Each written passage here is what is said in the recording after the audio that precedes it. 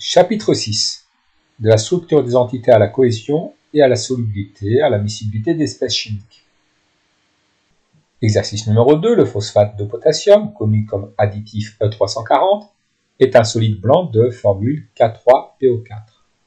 Il est constitué d'ions potassium, dont je n'ai pas précisé la formule, et d'ions phosphate de formule PO4 3-. Établir l'équation de la réaction de dissolution de ce solide ionique dans l'eau. À gauche de la flèche, nous allons indiquer la formule du solide ionique, K3PO4, et à droite, nous indiquons les ions constituant ce solide ionique. Le phosphate de potassium est constitué de 3 ions potassium et d'un ion phosphate. Ainsi, au cours de la dissolution, le phosphate de potassium se dissocie en 3 ions potassium et un ion phosphate.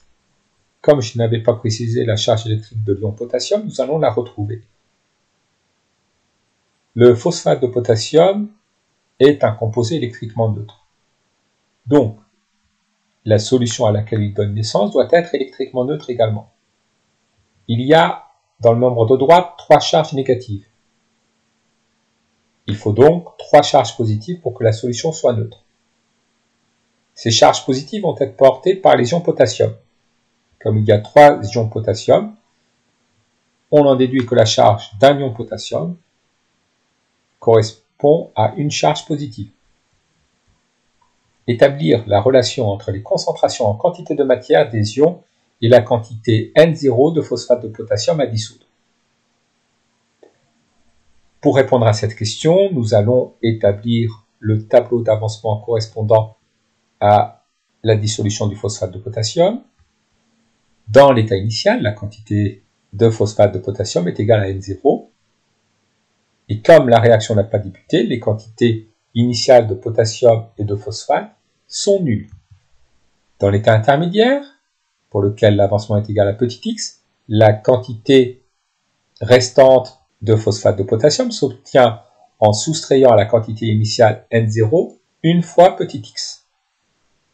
Donc il reste N0 moins petit x mol de phosphate de potassium dans l'état intermédiaire. La quantité d'ion potassium dans l'état intermédiaire est égale à la quantité initiale 0 plus 3 fois petit x.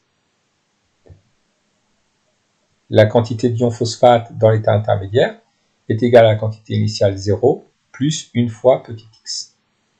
Les quantités de matière à l'état final s'obtiennent en recopiant les quantités de matière à l'état intermédiaire, mais en remplaçant petit x par x max. En supposant que la dissolution du phosphate de potassium est totale, sa quantité finale est nulle. Donc, nous pouvons écrire que la quantité finale de phosphate de potassium est égale à la quantité initiale N0 moins x max. Elle est égale à 0. Nous en déduisons la valeur de l'avancement maximal x max. X max vaut donc petit n0. La quantité finale des ions potassium est égale à 3 fois x max et la quantité finale des ions phosphate est égale à x max. La concentration des ions potassium, notée entre crochets, se calcule en divisant la quantité finale des ions potassium par le volume de solution.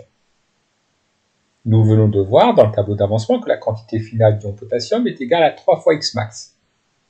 Or, nous venons de démontrer, puisque la dissolution est supposée totale, que l'avancement maximal est égal à N0.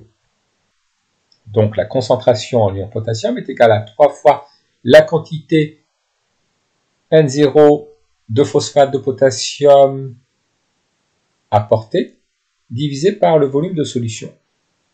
Faisons de même pour la concentration en ion phosphate. La concentration en ion phosphate est égale à la quantité finale des ions phosphate en solution divisé par le volume de solution. D'après le tableau d'avancement, la quantité finale des ions phosphate est égale à x max. Or, x max est égal à petit n0. Donc, la concentration en ion phosphate à l'état final est égale à la quantité initiale de phosphate de potassium solide divisé par le volume de solution.